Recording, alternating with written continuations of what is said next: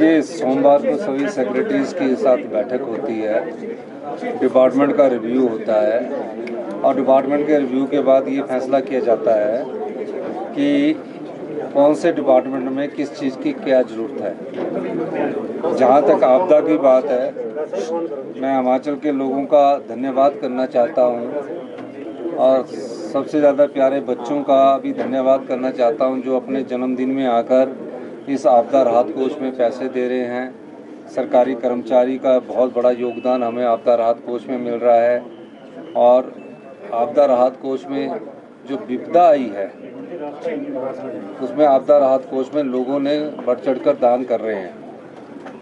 मैं सभी जो प्रभावित परिवार है आपदा से उनको ये आश्वासन देना चाहता हूँ कि हम आने वाले समय में जो भी होगा वो आपदा के प्रभावित परिवारों को सही आकलन करके उनको जो भी उचित समय पर मुआवजा देने की बात होगी उसका भी हम स्टडी करेंगे। सर, प्रियंका गांधी हिमाचल आने वाली है, क्या शेड्यूल तय हो गया है? मुझे तो आप ही से पता लग रहा है। प्रश्न बताया था। नहीं, मुझे अभी आप ही ने बताया, मेरे को अभी पता नहीं है। आपदा को लेकर केंद्र से कोई अभी तक राहत राशि? देखिए, हमने तो कहा कि इसको नेशनल राष्ट्रीय आपदा घोषित किया जाए। हमने कहा कि राहत राशि जो हमने केंद्र सरकार के नियमों के तहत दी है उस राहत राशि को जल्दी हमें दिया जाए। तो अभी जो दूसरी टीम आई है उसकी रिपोर्ट सबमिट होने की बात कह रही है, लेकिन हमें आपदा में अपने सोर्सेज से, चाहे वो बागवानों का सेब पहुंचाने की बात है, चाहे किसान की फसल को जो फसलें हैं, सब्जियां हैं, उनको मंडियों तक पहुंचाने की बात है। हम उसमें सफल हुए हैं और हमारा प्रयास है कि पहले जो हमारे किसान हैं, बागवान हैं, उनका फल और सब्जी मार्केट में पहुंच जाए और उसके बाद जो राहत राशि है उसके लिए हम केंद्र सरकार से एक बार फिर अनुरोध करेंगे। सर, देश चुनाव को लेकर देश में चर्चा चली है और राहुल जी ने भी कहा कि ये संघीय ढांचे पर हमला है।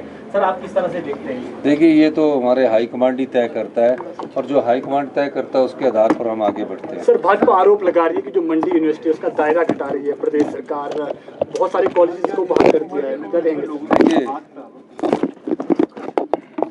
कोई विश्वविद्यालय जो खुलता है उसके कोई नियम कानून होते हैं। आपने ठीक है कि चुनावों से 6 महीने पहले जयराम ठाकुर जी ने सरदार पटेल मंडी यूनिवर्सिटी खोली और खोली कहाँ?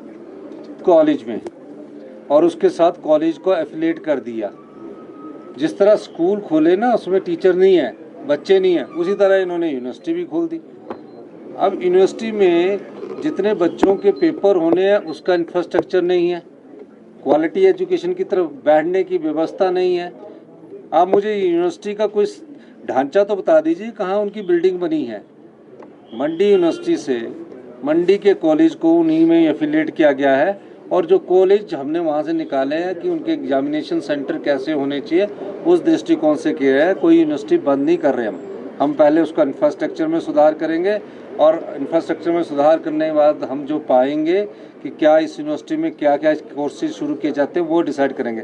कॉलेज ही है वो, यूनिवर्सिटी नहीं है। अभी उसको नाम दे दिया क्योंकि चुनाव लड़ना चाहते थे और चुनाव में फ़ायदा उठाना चाहते थे। हम जो भी काम कर रहे हैं हम ये देख के काम नहीं कर रहे कि हमने चुनावों में लड़ना चुनाव लड़ना है। हमने आपका अगर राहत पहुँचाई है तो ये देख कर राहत पहुँचाइए कि आम आदमी के घर तक हमारी सरकार पहुँचे, हर गरीब के दरवाजे तक हमारे मंत्रिमंडल के सदस्य जा रहे हैं, रोज़ रिव्यू मीटिंग ले रहे हैं। ये सरकार की कर्तव्य निष्ठा को दर्शाता है। और जहाँ तक मंडी यूनिवर्सिटी की बात है, मंडी यूनिवर्सिटी को कोई बंद करने का राजनीतिक लाभ उठाना चाहते हैं। लोकसभा चुनाव आ रहे हैं तो तरह तरह के शगुफे छोड़ेंगे और अपना ध्यान वो पत्रकारिता के माध्यम से अपनी ओर आकर्षित करवाना चाहते हैं। यही उनका मुख्य ध्येय है। सर, प्रधानमंत्री घर मानते हैं, इस आपदा की स्थिति में आप उनसे क्या उम्मीद करते हैं? क्या व्यक्तिगत रूप से दोबारा उनसे बात करेंगे?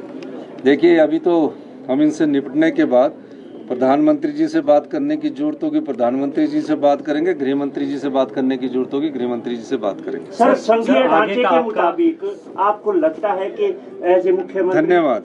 सर एक सवाल इंडियन एक्सप्रेस में 2 दिन से आपको ट्रैक कर रहा हूं। मुझे एक सवाल आपसे पूछना है। 11,000 करोड़ का आपने बोला कि पिछली सरकार का लोन है, उसके बाद 12,000 करोड़ का लॉस इस डिजास्टर में हो चुका है। तो आपका ब्लूप्रिंट क्या है 2 महीने के उसके बाद? देखिए, आपको थोड़ा सा मैं आपको क्लैरिफिकेशन कर देना चाहता हूँ। जो सवाल इन्होंने पूछा है, जब हमारा 8 महीने पहले सत्ता में आए 75,000 करोड़ का कर्जा हिमाचल प्रदेश पर चढ़ा हुआ था। आप सब पत्रकार बंधु और सब आम नागरिकों पर 94,000 रुपये का कर्जा चढ़ा हुआ है। 10,000 करोड़ रुपए की सरकारी कर्मचारियों का वेतन तो लागू कर दिया, लेकिन उनकी देनदारियां नहीं दी, तो 85,000 करोड़ रुपये ये हो गया।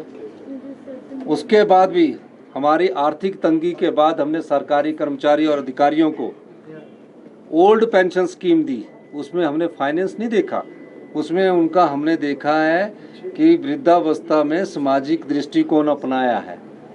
उसके बाद आपदा आई, आपदा में हमें राहत नहीं मिली, लेकिन पूरी सड़कें हमने खोल कर रखी, पूरी पानी की योजनाओं को हमने चालू करके रखा, 75,000 टूरिस्टों को यहाँ से निकाला। अब 12,000 करोड़ रुपए का हिमाचल प्रदेश को नुकसान है। मैं सभी से कहना चाहता हूँ, हिमाचल प्रदेश को अपने पैरों पर खड़ा होना पड़ेगा, हिमाचल प्रदेश को आत्मनिर्भर बनाना पड़ेगा। उसके लिए हम व्यवस्था परिवर्तन कर रहे हैं। कुछ विभागों में व्यवस्था परिवर्तन हो चुका है और कुछ में हम और तेजी ला रहे हैं। पहली बार है कि PWD IPH में टेंडर 60 दिन की बजाय 20 दिन के अंदर लग रहे थे। पहली बार है कि PWD में 3 दिन के अंदर हमने टेंडर लगा के सारी सड़कें खुलवाई। एक भी बागवान आज ये नहीं बोल सकता कि कहीं हमारी सड़कें ना खुली हो।